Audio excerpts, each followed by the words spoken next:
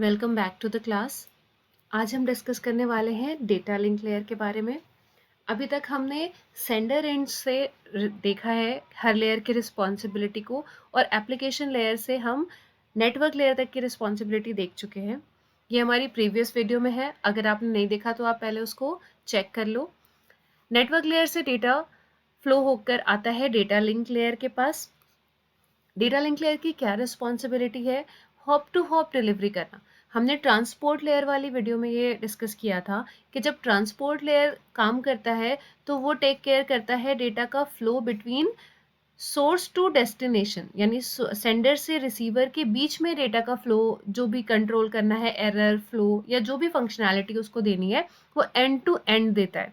But network layer की data link layer की क्या रिस्पॉन्सिबिलिटी है? अगर इन बिटवीन जो भी डिवाइसेस हैं जिससे होता हुआ ये डेटा हमारा फ्लो कर रहा है, तो जितनी भी डिवाइसेस हैं उनके बीच में जब डिलीवर करना या उनके बीच की रिस्पॉन्सिबिलिटीज चेक करना, कुछ भी कंट्रोल करना है, एरर देखना है, फ्लो कंट्रोल करना है, ये सारा कुछ देखना किसकी रिस्पॉन्सिबिलिटी है? हमारे पास डेटा लिंक लेयर है, उसकी रिस्पॉन्सिबिलिटी है। फॉर एग्जाम्पल, अगर आप इसको किसी एग्जाम्पल से समझना चाहो तो ऐसे समझ सकते हो, जब हम Delhi to Delhi to Lucknow travel कर रहे हैं। अब हम दिल्ली से हमने ट्रेन से ट्रैवल करना शुरू किया, तो दिल्ली के बाद हम गाज़ियाबाद पहुँचे, गाज़ियाबाद के बाद हम अलीगढ़ पहुँचे, और ऐसा वाया होते हुए हम लखनऊ तक जाएंगे। तो जो दिल्ली से गाज़ियाबाद के बीच में जो भी रिस्पॉन्सिबिलिटी है, एक स्टेशन से दूसरे स्टेशन के बीच का जितना काम है, ये देखना किसकी जिम्मेदारी होती है? डेटा लिंक लेयर की। यानी कि लोकल, एक एक सोर्स से, एक नोड से नेक्स्ट नोड के बीच की जिम्मेदारी। यहाँ से फिर हम चले, हम फिर नेक्स्ट स्टेशन अलीगढ़ है हमारा, उसके बाद हम ऐसे होते हुए हम लास्ट पहुंचेंगे लखनऊ। हम दिल्ली से चले तो ये हर नोड के, हर स्टेशन के बीच की जो भी चीजें हैं वो देखेगा डेटा लिंक लेयर। और दिल्ली से लखनऊ पहुंचने के बीच में जो भी रिस्पॉन्सिबिलिटी शेयर करनी है, वो काम होता है ट्रांसपोर्ट लेयर का। तो ऐसे आप याद रख सकते हो कि एक एक स्टेशन के बीच में, यानी एक एक नोड के बीच में जो टेक केयर करेगी रिस्पॉन्सिबिलिटी, वो किसकी है? वो डेटा लिंक लेयर की है। और एंड टू एंड जो है वो रिस्पॉन्सिबिलिटी है ट्रांसपोर्ट लेयर की। अब देखते हैं क्या क्या चीज़ें हैं जो डेटा लिंक लेयर हमारा जिसके लिए रिस्पॉन्सिबल है। पहला तो आप क्लियर हो चुका होगा, hop to hop delivery means हर एक नोड के बीच की डिलीवरी के लिए रिस्पॉन्सिबल होता है, और एक नेटवर्क के अंदर काम करता है। जैसे इसको पहले समझ लेते हैं कि अगर मान लो डिफरेंट टाइप का नेटवर्क है। अभी नेटवर्क लेयर में हमने देखा था कि अलग अलग टाइप के नेटवर्क 1 है और ये नेटवर्क 2 है, इनके बीच में कम्युनिकेशन को स्टैब्लिश करके टेक केयर करना नेटवर्क लेयर की रिस्पॉन्सिबिलिटी है। डेटा लिंक लेयर का स्कोप कहाँ है? विद इन अ नेटवर्क है, एक नेटवर्क के अंदर। अगर यहाँ पे 4 सिस्टम कनेक्टेड हैं तो इनको आपस में कम्युनिकेट करने के लिए data link layer is enough. हम इससे कम्युनिकेशन करवा सकते हैं, ऑल्दो हम पूरे सारे लेयर्स को यूज करके भी कम्युनिकेट करा सकते हैं, बट सिर्फ डेटा लिंक लेयर भी केपेबल है इनके बीच में कम्युनिकेट करने के लिए, क्योंकि वो विद इन अ नेटवर्क काम करता है। बट जब हम नेटवर्क को स्विच करते हैं और किसी और नेटवर्क में जाते हैं, तो वहाँ पे हमें और लेयर्स की ज़रूरत पड़ती है। तो हम विद इन अ नेटवर्क काम करते हैं डेटा लिंक लेयर पे। इसकी रिस्पॉन्सिबिलिटीज़ क्या क्या है? फ्रेमिंग का मतलब होता है, जैसे हमने देखा कि सेगमेंट प्लस IP1 और IP2, यानी IP एड्रेस 1, IP एड्रेस 2, ये मिला के हमारा पैकेट था जो नेटवर्क लेयर का था। अब इस पैकेट में जब हम मैक 1 और मैक 2, सोर्स और डेस्टिनेशन का मैक एड्रेस प्लस एक टेल भी ऐड होती है, यहाँ पे एरर और फ्लो कंट्रोल की वजह से हम टेल ऐड करते हैं, और सिर्फ अभी तक हमने डेटा लिंक लेयर पे ही देखा है जहाँ पे हम टेल ऐड कर रहे हैं। तो अब ये जो पूरा बन जाता है, ये इसको हम कहते हैं पैकेट में जब डेटा लिंक लेयर अपनी चीज़ें इनकैप्सुलेट कर देता है, उसको हम कहते हैं फ्रेम। तो ये फ्रेम किसकी रिस्पॉन्सिबिलिटी है? फ्रेमिंग, इस प्रोसेस को फ्रेमिंग कहते हैं, और ये रिस्पॉन्सिबिलिटी डेटा लिंक लेयर की होती है। नेक्स्ट है फिजिकल एड्रेसिंग। ये मैक एड्रेस जो होता है, ये एक 48 बिट का एड्रेस है जो कि हेक्साडेसिमल फॉर्म में होता है, और ये किसी भी नेटवर्क में किसी भी नोड का अपना फिजिकल एड्रेस है जो उसकी NIC पे लिखा होता है। NIC, नेटवर्क इंटरफेस कार्ड, इसके ऊपर लिखा होता है, और वो जनरली चेंज नहीं होता क्योंकि हर एक सिस्टम की पास अपनी एक एनआईसी होती है और उस पे वो जो एड्रेस लिखा होगा वो होगा उसका फिजिकल एड्रेस। ये फिजिकल एड्रेसिंग किसकी रिस्पॉन्सिबिलिटी है इसको टेक केयर करना कि फिजिकल एड्रेस से डेटा को मूव कराना, वो physical addressing data link layer का पार्ट होता है। नेक्स्ट है फ्लो कंट्रोल और एरर कंट्रोल। ट्रांसपोर्ट लेयर में भी हमने यही चीज़ देखी थी, लेकिन वहाँ पे भी डिस्कस किया था कि सोर्स टू डेस्टिनेशन एरर और फ्लो कंट्रोल करना ट्रांसपोर्ट लेयर की रिस्पॉन्सिबिलिटी है। और बिटवीन टू नोड्स जब D1 डेस्टिनेशन 1 2 3 D ऐसे होते ही ये फाइनल रिसीवर तक पहुंचेगा, तो S से लेके D1 इसके बीच का एरर और फ्लो कंट्रोल करना देखना डेटा लिंक ही की रिस्पॉन्सिबिलिटी है। D1 D2 के बीच में देखना, D2 D3 and then finally D3 to R। ये हर एक नोड के बीच में यही रिस्पॉन्सिबिलिटी एरर और फ्लो कंट्रोल की किसकी है? डेटा लिंक लेयर की है।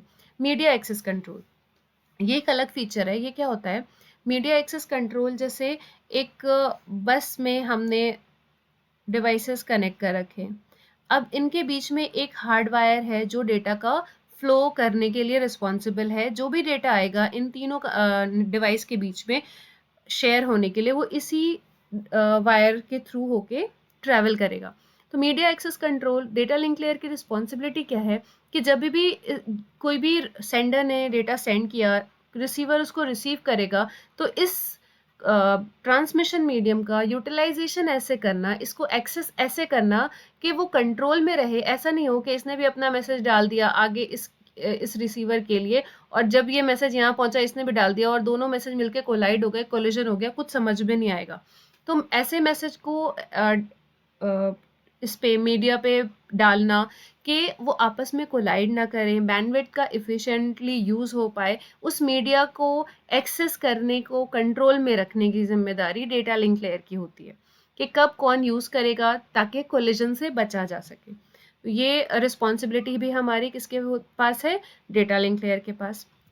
अब फाइनली हमारे पास सबसे जो लेयर 1 है, जो सबसे लोएस्ट लेयर अभी हम देख रहे हैं, क्योंकि हम ऊपर से एप्लीकेशन लेयर से देखते हुए आ रहे हैं, वो है फिजिकल लेयर। लेयर 1 है ये इसकी रिस्पॉन्सिबिलिटी क्या है? जो भी हमारा डेटा है वो पहले तो वो मैसेज हमने जो भी जिस फॉर्म में अल्फा न्यूमेरिक फॉर्म में मैसेज अपना सिस्टम में एंटर किया, वो बाइनरी में कन्वर्ट हुआ।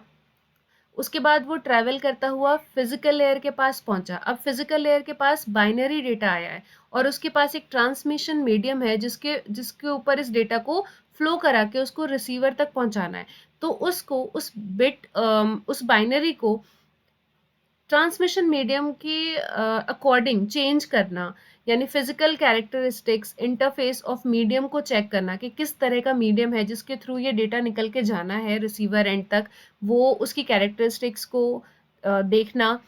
रिप्रेजेंटेशन इस बिट का जो ऊपर से बाइनरी फॉर्म में डेटा आ रहा है, इसको किस फॉर्म में रिप्रेजेंट करना है। अलग अलग ट्रांसमिशन मीडियम पढ़ेंगे हम तो हम समझेंगे कि अलग अलग तरह से ये बिट्स को हम चेंज करते हैं, और वो रिस्पॉन्सिबिलिटी फिजिकल लेयर की होती है कि आगे जो जाना है डेटा का फ्लो होना है वो किस मीडियम में है, कि वो गाइडेड है, अनगाइडेड है, यानी वायर्ड है, वायरलेस मीडियम है। वायर्ड है तो वो ऑप्टिकल फाइबर है या कॉपर वायर है। उस हिसाब से इस ट्रांसमिशन मीडियम पे डिपेंड करता है कि ये बिट्स को कैसे कन्वर्ट करना है, कैसे रिप्रेजेंट करना है। तो ये रिस्पॉन्सिबिलिटी फिजिकल लेयर की होती है। बिट्स को सिंक्रोनाइज करके सेंड करना ताकि आउट ऑफ द फ्लो ना पहुंचे, या हमारा करेक्ट मैसेज जो है वो सोर्स से डेस्टिनेशन तक पहुंच सके। ये रिस्पॉन्सिबिलिटी फिजिकल लेयर में देखनी है हमें। हार्डवेयर कौन सा यूज हुआ है? Different type of networking devices हम पढ़ेंगे, जिसमें फिजिकल लेयर के डिवाइसेस जो होते हैं वो है रिपीटर्स, हब। ये हम इनके बारे में डिटेल में नेटवर्किंग डिवाइसेस में देखेंगे। रिपीटर्स जब ट्रैवल करते करते सिग्नल डीग्रेड हो जाता है तो उसको वापस से रीजनरेट करके अपने ओरिजिनल फॉर्म में लाने का काम करता है। हब भी ब्रॉडकास्ट, आगे कोई मैसेज आया उसको आगे फॉरवर्ड कर देना, ये काम हब करता है। और ये दोनों लेयर 1 के डिवाइसेस हैं, यानी फिजिकल लेयर पे काम करते हैं। तो इन सब हार्डवेयर के बारे में हमें फिजिकल लेयर पे पढ़ना है। नेक्स्ट है फिजिकल टोपोलॉजी। टोपोलॉजी हम देख चुके हैं, अलग अलग तरह के जो अरेंजमेंट्स होते हैं, जैसे स्टार के फॉर्म में कनेक्टेड है, रिंग के फॉर्म में है, या हमने स्टार के फॉर्म में कनेक्ट कर रखा है, या बस के फॉर्म में डेटा को जो भी हमारे सिस्टम्स हैं उनको कनेक्ट कर रखा है, किस फॉर्म में है कनेक्टेड, उस आर्किटेक्चर को हम टोपोलॉजी में देखते हैं। ये भी फिजिकल लेयर की रिस्पॉन्सिबिलिटी होती है। नेक्स्ट है ट्रांसमिशन मोड। ये भी हम देख चुके हैं इनिशियल अपने वीडियोज़ में कि अलग अलग तरह के ट्रांसमिशन मोड होते हैं, simplex, half duplex, full duplex. तो किस मोड में डेटा का ट्रांसमिशन करना है, ये रिस्पॉन्सिबिलिटी फिजिकल लेयर की है। नेक्स्ट है मल्टीप्लेक्सिंग, यानी कि मल्टीपल सिग्नल को एक साथ कंबाइन करके सेंड करना। तो उसके लिए हम मक्स यूज़ करते हैं सेंडर साइड पे, और डी मक्स यूज़ करते हैं रिसीवर साइड पे, ताकि डेटा सिग्नल को कंबाइन कर सकें मक्स का यूज़ करके, और वापस से उसको अलग अलग करते हैं हम डी मल्टीप्लेक्सर का यूज़ करके। ये फीचर या ये फंक्शनैलिटी भी फिजिकल लेयर की रिस्पॉन्सिबिलिटी होती है। एंड फाइनली होती है एनकोडिंग। ये भी एक फंक्शनैलिटी है जो फिजिकल लेयर की होती है। एनकोडिंग मीन्स जब डेटा आया हमारे पास तो वो बिट्स के फॉर्म में आया, यानी इस फॉर्म में डेटा आया है हमारे पास। अब इसको सिग्नल के फॉर्म में हमें कन्वर्ट कर देना है। तो ये ज़ीरो को कब कैसे रिप्रेजेंट करना है, वन को कब कैसे रिप्रेजेंट करना है, उसकी अलग अलग एनकोडिंग टेक्निक्स हैं जो हम एनकोडिंग टेक्निक्स में पढ़ेंगे फिजिकल लेयर में ही। तो वो चीज़ प्रोवाइड करना भी फिजिकल लेयर की ही रिस्पॉन्सिबिलिटी होती है। अब हमने देखा है कि डेटा हमारा एप्लीकेशन लेयर से होता हुआ, हमने शुरुआत में देखा कि OSI लेयर जो है उसमें 7 लेयर्स थे, और सेंडर ने यहाँ से एप्लीकेशन लेयर से डेटा सेंड किया, और फाइनली फिजिकल लेयर ने डेटा एक्सेप्ट किया अलग अलग लेयर से होते हुए, और उसको बिट्स की फॉर्म में डेटा मिला। फिर उस बिट्स के फॉर्म को ट्रांसमिशन मीडियम के अकॉर्डिंग, जिस तरह का ट्रांसमिशन मीडियम है उस हिसाब से कन्वर्ट करके फिजिकल लेयर ने ट्रांसमिशन मीडियम के थ्रू सेंड कर दिया। जब वो रिसीवर एंड पे पहुंचेगा तो वहाँ की जो फिजिकल लेयर है वो वापस से उस ट्रांसमिशन मीडियम से वो सिग्नल लेगी, बिट्स के फॉर्म में कन्वर्ट करेगी, डेटा लिंक लेयर को ट्रांसफर हो जाएगा वो डेटा। डेटा लिंक लेयर के पास क्या आता है, फ्रेम आता है। तो वो जो फ्रेम वहाँ से सेंडर एंड से चला था, वो frame data link layer receiver and के डेटा लिंक लेयर के पास पहुंचेगा। वो मैक एड्रेस से आइडेंटिफाई करेगा, और इसको डीकैप्सुलेट करके, इस पार्ट को डीकैप्सुलेट करके, ये पैकेट जो है ये भी डेटा लिंक का है, तो ये भी यहीं पे डीकैप्सुलेट हो जाएगा पैकेट, और ऊपर फर्दर चला जाएगा नेटवर्क लेयर के पास। वहाँ पे सोर्स आईपी और डेस्टिनेशन आईपी, सोर्स और डेस्टिनेशन का आईपी नेटवर्क लेयर रिकॉग्नाइज करेगा, उसको डिकैप्सुलेट करके ये जो सेगमेंट है इसको फर्दर अपर लेयर के पास भेज देगा जो कि ट्रांसपोर्ट लेयर है। और वहाँ सेगमेंट जो कि डेटा का फॉर्म था हमारा फर्स्ट इनिशियल, वो सेगमेंट में डेटा ट्रांसपोर्ट लेयर को मिलेगा, जो उसकी ऊपर की 3 लेयर कौन कौन सी होती हैं, एप्लीकेशन और presentation and then session layer. तो ये डेटा जो है ये इन 3 लेयर के पास चला जाएगा। इसको हम पहले भी देख चुके हैं, ये सॉफ्टवेयर लेयर है, और ये हमारी तीनों की तीनों लेयर ब्राउज़र पे होती है। तो जो भी डेटा हमारा आया है वो इन तीनों लेयर के पास पहुंचेगा, और हमें एज इट इज़ मैसेज यहाँ डिस्प्ले होता हुआ दिख जाएगा। तो ये पूरा ओवरऑल वर्किंग थी हमारी OSI मॉडल की। अब बाकी की जो भी सिलेबस है हमारा, उसमें इसी को हम डिटेल में देखते हैं कि हर एक लेयर की क्या रिस्पॉन्सिबिलिटी है। जो भी अभी हमने डिस्कस किया है इसको डिटेल में पढ़ेंगे। तो ये कंप्लीट OSI मॉडल था आपका। That's all for today's video. Thank you.